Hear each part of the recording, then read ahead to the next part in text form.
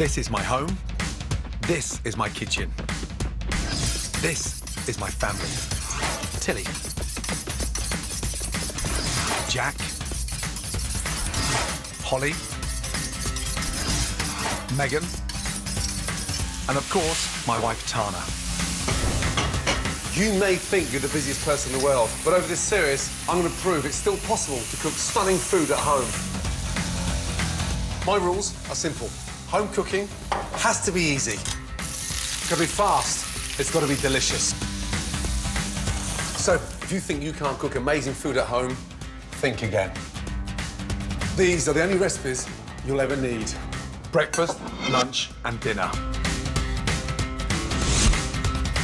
Everything I know about cooking, I've learned through hard work, drive and passion. From the age of 17, I made food my life, and it's fair to say that since then, food has been the making of me. But the sort of cooking I made my name with, intricate dishes made with the world's finest ingredients, is a million miles away from the food I grew up on. For the first programme in the series, I'm updating some of the home-cooked dishes I absolutely adored when I was a kid. First up for breakfast, a classic from my childhood. Stunning baked beans with fluffy potato cakes. Next, a modern take on my favourite childhood lunch. Fantastic fish fingers and an irresistible chip butty. My mouth is salivating. And I've got competition in the kitchen as Mum helps make dinner. Dad, shouldn't Nanny be doing the cooking because she's the better cook? Excuse me.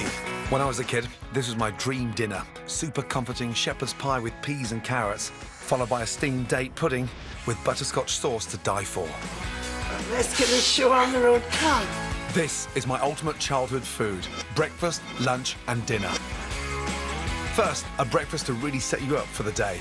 Easy homemade spicy baked beans with deliciously light potato cakes. The first big thing that I remember as a kid was bacon and beans. So this is like a little rendition, except we're using the most amazing pancetta. Ernie, come on, psst, disappear. Go and chase some mice. Now, pan on, get nice and hot. I'm gonna turn these beans into glamorous beans. Pancetta into the pan. Lightly season that. It's cured, so it doesn't need that much seasoning. Now, start frying off that pancetta. It's amazing how the individual tastes of baked beans, they're somewhat bland, so I always like to make them a little bit more spicy. So, a nice, finely chopped chilli with the seeds. Chilli in. Now, a bit of garlic. Crushed. Phenomenal. Get that bacon really nice and crispy. Fry off the chilli and the garlic. And then onions. My top tip for dicing, finely slice downwards. Slice across, then cut down to simply dice. Bacon, onion, chilli, garlic. That flavour all contained in that little pan. Once you've sweated the onion off, a little bit of sugar in there. The brown sugar will start to caramelise, darken, and enrich it as well at the same time.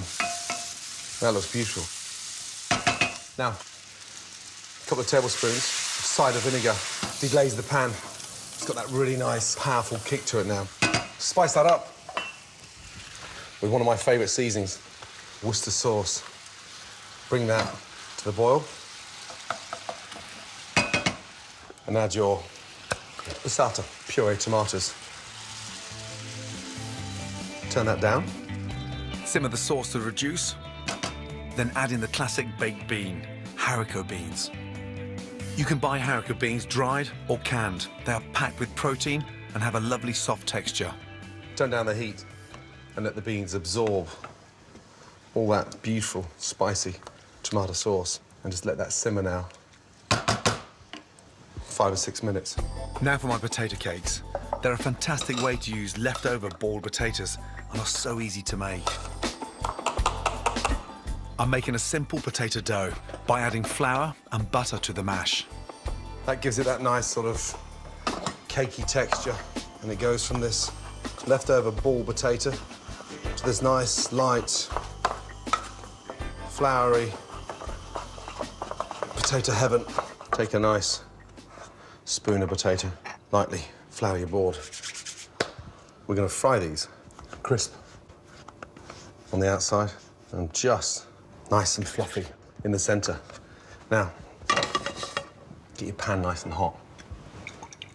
We'll start off with olive oil into the pan.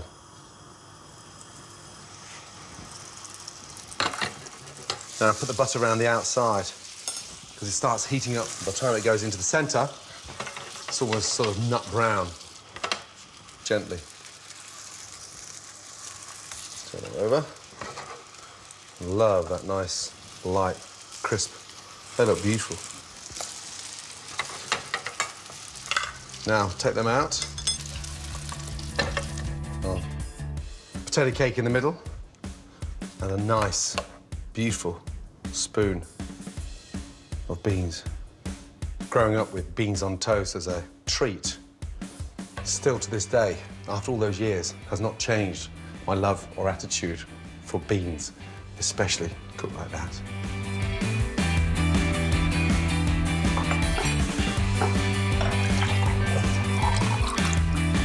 My smoky, spicy, homemade baked beans with light and creamy potato cakes, comfort and satisfaction on a plate.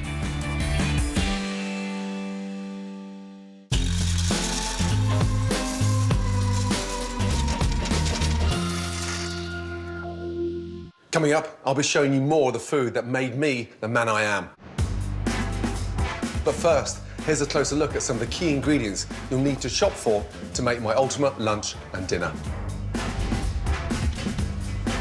Starting with pollock. I grew up on whitefish, like cod and haddock, but today I'm using pollock. Whitefish like pollock has a wonderful, sweet, firm, flaky flesh. Pollock's so versatile. Bake it, batter it, cook it up in fish pie, or even cut it into strips for my fish fingers, which I'm cooking for lunch.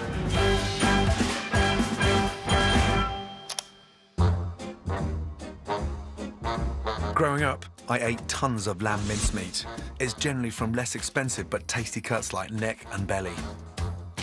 You can use lamb mince in so many ways, in Middle Eastern koftas, or mix with mint for a twist on a traditional burger. But as a kid, I couldn't get enough of shepherd's pie, and I'm making an amazing version for dinner. I ate potatoes almost every day as a kid. I love them. But remember, it pays to use them properly. They come in 3 types: floury, waxy, and all-rounders. For mash, fried or roasting, floury potatoes like King Edward's are brilliant. For boiling or salads, use waxy potatoes like Charlotte. If you want the best of both worlds in your kitchen, go for an all-rounder like Desiree. I'm using them to make incredible oven chips next.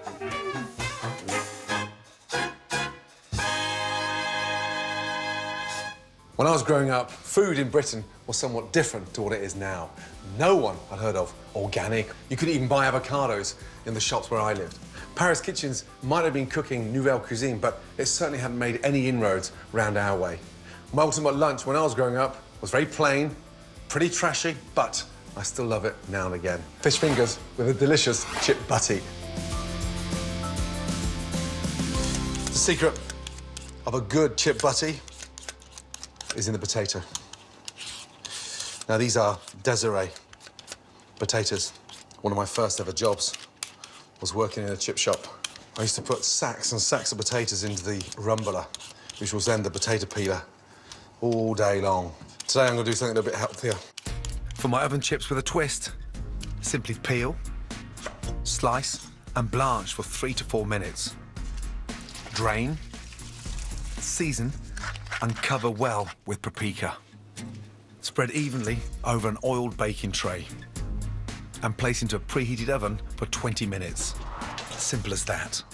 Next up, easy fish fingers. This is pollock, a really nice, firm, delicious fish. Cut the fish in finger-size battens of fish. Put them onto your plate and just lightly salt them. You can do that literally 20 minutes, 30 minutes before you start cooking the fish. It firms the fish up beautifully. and it allows it to become a little bit more durable, especially in the pan. Now for the coating. Start by thoroughly coating the fish in seasoned flour. And then just roll it to get rid of those little sharp corners, because then it stops those corners almost burning in the pan. In to your egg wash and really coat them. Wonderful. And then this is dill. Goes brilliantly well with the fish. And run the dill through my breadcrumbs. That makes it more aromatic. Lay them onto your breadcrumbs. Nothing wrong with the chip butty, nothing wrong with fish fingers. Just give it a lovely modern twist. Beautiful. Once the fish fingers are thoroughly coated, they're ready to pan fry.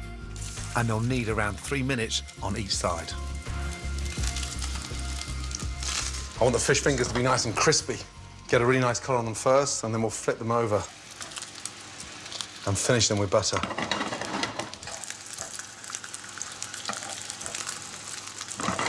Bring the heat up into the pan. A nice little knob of butter. That'll work wonders with the breadcrumbs and the dill. Nice and carefully. Take them out. They look and smell incredible. Stay nice and crispy. Now to assemble my chip butty, starting with buttered, thick, crusty bread. Get your slice of bread. Mop up that amazing flavour. On. Slice in half. Never slice in an angle. My mouth is salivating. Beautiful. On with the chip butty. There's one thing missing, and it signifies that I've never forgotten the joy of comfort food. But my God, that makes me feel like a 9-year-old. Now, excuse me for one moment, will you? I want to stuff my face.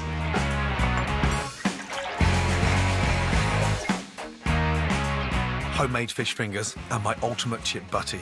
So simple to make, but trust me, it tastes amazing. Coming up, it's dinner time, and there's 3 generations of Ramsays in the kitchen. Hi there. Hello. Helping me create my ultimate childhood dinner, my mum's shepherd's pie with a crunchy cheese champ topping and peas and carrots. To follow, it's a proper pud.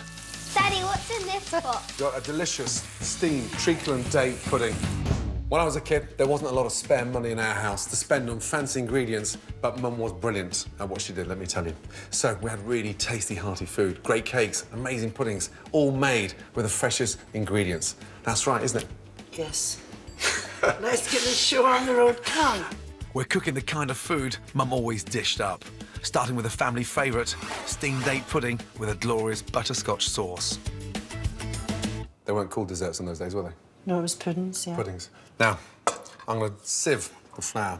Would you I'll chop here, shall I? chop those dates, please? It was a favourite, wasn't it? Amazing. Sew it in. OK. But it was almost like an old-fashioned dessert, wasn't Yes. it, steamed? And everything was sort of steamed. You had jam, roly-poly. So the zest of the orange makes that really nice and fragrant and sort of helps cut that richness to the suet. OK. Yeah. Brown sugar in. This is such an easy recipe. It is. Looks fantastic on the table. And then treacle. Treacle in. Oh, look at that.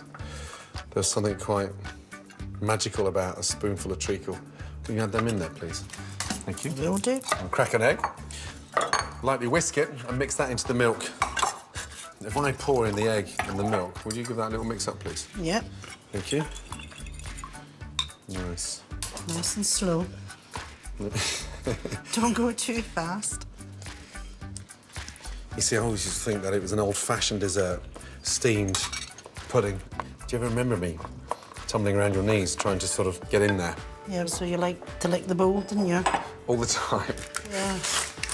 Now, lightly grease the mould. You're always willing to help, but not with washing up. Some things never change. I think I was allergic to the soap.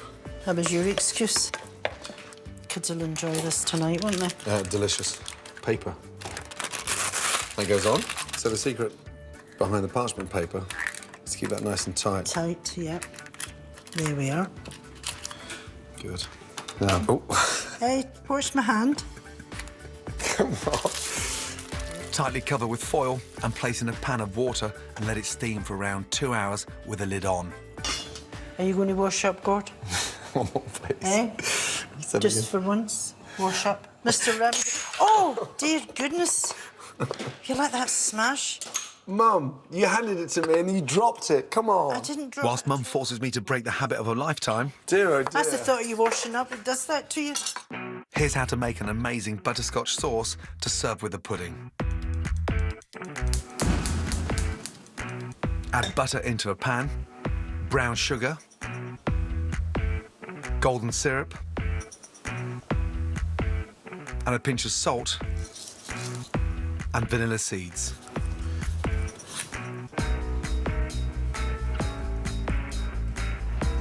Melt and combine over a medium heat.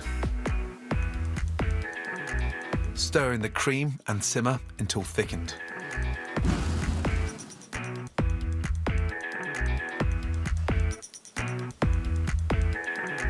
That's the taste of my childhood in a jug right there, and it will keep in the fridge for a week. Now for the main course, my all-time favourite, shepherd's pie. What's the secret behind a really good shepherd's pie? I would think the vegetables you use in browning it. So we're going to use leeks and onions and I'll start browning off the mince. You know, no colour, no flavour. I've never forgotten that, you know that? Yep. So, Got to have colour. got to have colour. Otherwise, it puts that grey tinge on the shepherd's pie that looks Makes it- greasy and cheap and nasty. We don't want that, do we? And I know you don't do cheap and nasty. Let me clear your peelings, Nan. All right, thank you very much. There's no nails in there now, is there? No, don't be cheeky. I remember your amazing shepherd's pie in that lovely little restaurant you used to work in Sheep Street in Stratford-on-Avon. So you never got food sent back?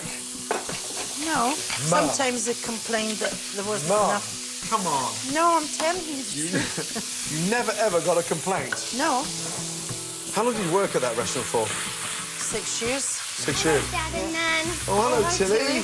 What are you cooking? I'm going to make, OK, a sort of modern version of Nanny's shepherd's pie. Dad, shouldn't Nanny be doing the cooking because she's the better cook, Excuse me. right? Mum, Tilly. would you chop our onion, please, darling? Yeah. Oh gosh, your eyes are gonna water. No. Daddy, what's in this pot? Sorry? What's in this pot? In there, we've got a delicious steamed treacle and date pudding. That's for supper, I got a Tilly. joke for you. How do skeletons call their friends? How do skeletons call their friends? I'm not too sure. On the skeleton. On the skeleton. Tilly, come on. And, okay, so two cats are in a race. One is called 1, 2, 3, and the other is called Under Trois. Who won? Don't know, Tilly. Depends who's the fastest cat. 1, 2, 3, because Under Trois cat sank. Oh, goodness me. Tell, why don't you make a nice cup of tea for Nanny? Do you want me to disappear? Thank you, darling. Bye. So give that a little fry off. OK. Nice. Poor Tilly's jokes. They get worse. Oh, she's seen you having a bit of fun. Worcester sauce. Worcester sauce. That's going to give that really nice, spicy seasoning. Ouch. Thank you. Oh, That's hot. you OK? Yeah. Tomato puree in. You could put a tin of tomatoes in this if you wanted to. You could, yeah. Put that mince back in there once it's drained. I'm just going to put a little touch. I know you'll go crazy at this. A little touch of red wine. I wouldn't put that in. Really? But why the red wine? Well, because I'm going to make it nice and rich. OK. Reduce the red wine down. Yeah. And then start covering your mince with your stock. Now I'm going to bring that up to the bowl. OK. And then get some Yeah. fresh rosemary. OK. Like a little taste. Yes, please. Is it hot? It's a little bit hot. Be careful. Oh, I don't like the wine. Sorry. Oh, God. Right? As it cooks out, the wine and the alcohol will disappear. It'll be delicious, trust me. Now, God. spring onions we'll chop up, Yeah. and that's going to go through the mashed potatoes that's going to sit on top of that That's nice, I like that. savoury, Yeah. delicious mince that's laced with all that red wine. Nice. So spring onions into there, please, Mum. And I'm going to drain off the potatoes. Hi, Dad. Hello. Oh, hi, Jack. Hi, Holly. Hello. Hello, Jack. Have a nice day at school. Yeah. So we're going to dry out those potatoes and then mash them. No. Oh, can I mash them? Would you? Holly, slice a little knob of butter in there for Jack, please. So what was the restaurant you worked at then? Were you a chef? Cook. I love the diplomacy. Were you a chef? I was a cook. Nanny, did you teach exactly that? Not really. They used to help me when I was little, Right. like you kids do. Now, potatoes, These are nice and fluffy, aren't they? aren't they? And do you know what, Mum? Look. Delicious mashed potatoes. Yeah. With no lumps in there. Hey, what are you getting at? Hey? It's great having you back in the kitchen, Mummy, not? Yeah. Huh? Seriously. Brings back good memories. Now, just... Why'd you do that, Dad? I just want to fork it to get it nice and spiky. So I want that nice crispy topping. And then, lightly grate that cheddar cheese on top. And that goes in the oven, literally 20 minutes, 180. 20 minutes. Jack, can you open the door, please, bud? That looks lovely. Doesn't it? Even though you said you didn't like it earlier. Okay. Back in the day, Mum's meals all came with 2 veg, and this is no different, but with a modern twist. Braised peas and carrots with a fantastic homemade mint butter. Shepherd's pie, glazed on top, That looks lovely, doesn't it? doesn't it? And then the carrots. I seeded carrots. That's why I didn't put carrots in. Let's put them on the side. I see. Last job before serving, pour that gorgeous butterscotch sauce over the pudding. I'll take one at a time. That smells incredible. This is my ultimate childhood dinner. Shepherd's pie with crispy cheese champ topping, sweet buttery peas and carrots, and a steamed date pudding dripping in butterscotch sauce. All that's missing are the family. Megan, Jack, Tilly, Holly. Hello, now take a seat. Shall I dig in? Nice place over, guys. So, Nan, is this your recipe? This is Nan's No. recipe, but modernised. Mum, how is that? It's Okay. very nice, but You I didn't can't like- taste the wine. No, that's right. So give it a chance to cook out, Nanny. Wow, that's amazing. Do you like it, Jules? Yeah, Nan, you did a good job. Excuse me. Nanny's recipe revamped. Well, I have a sneaky feeling that you might have been sitting down and letting Nan do all the work. I think we got a new chef in the kitchen. I wonder if it's so delicious Yep. On that note, cheers to Nanny. Nanny, thank you for coming. Good to see you. You're brilliant, by the way. You still didn't do the washing up. To collect selected recipes from the show, go to my scrapbook at channel4.com/Gordon. Next time, my ultimate food for friends. I can't wait to dive in. Home-cooked dishes, so simple, they're child's play. I love chickpeas because they're like peas from chicks. And you can see that here on 4 at the same time tomorrow. Well, next today, continuing the food chat, bite-sized treats from the River Cottage.